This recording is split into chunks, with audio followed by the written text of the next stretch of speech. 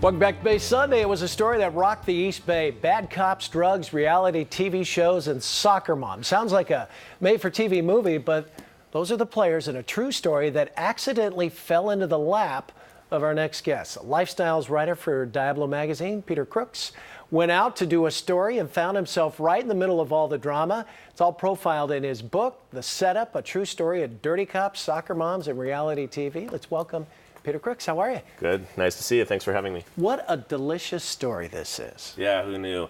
4 years ago, I went on an assignment to write sort of a entertainment puff piece about a new reality show that was about to start filming for Lifetime in the East Bay area, featuring these suburban moms that were being trained to be undercover PIs, kind of a reality Charlie's Angels.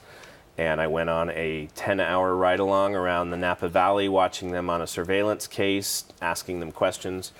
And it turned out that that whole case was a hoax.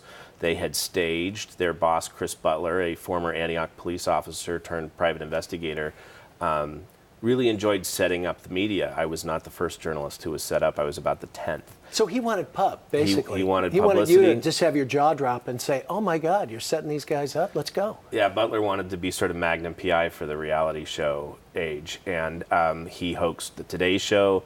Dr. Phil gave him a full hour. People magazine gave him a 4-page magazine spread, and that's what led to this reality show deal with Lifetime. So you do this ride along where they bust some philandering boyfriend, I guess, yeah, but it's all a hoax. And you get an email, a couple of days later? No, afterwards? a couple months later. The show started filming in the time between my ride-along and this email from one of the participants in the ride-along. There were 9 people that conspired to set me up with this fake case.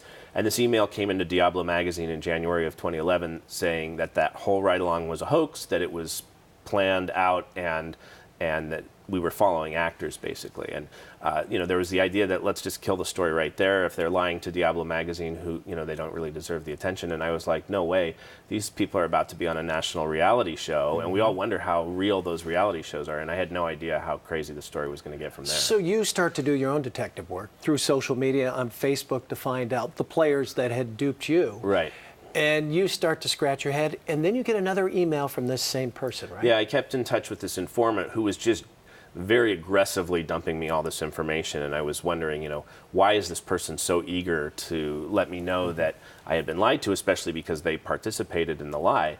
And after about a week, they said, there's really more sinister behavior going on here. Chris Butler, the head of the PI company, was selling drugs that were stolen out of the evidence locker, and his co-conspirator was Norman Welsh, who was the commander of the Contra Costa County Narcotics Enforcement Team, a state Department of Justice agent, whose job was to take people down for selling large amounts of drugs, which he was doing, but then he was letting Chris Butler have the drugs and having go on the street. So you're sitting on this information, and you must have been scared, because if Butler got privy to that, he was going to approach you, and you actually went back and talked to him, didn't you?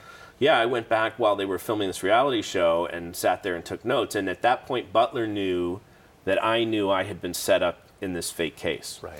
And then I got information that Butler was trying to figure out how to set me up again in a much more insidious way to get at least leverage on me. I didn't know what they were going to do, but that was a pretty paranoid realization.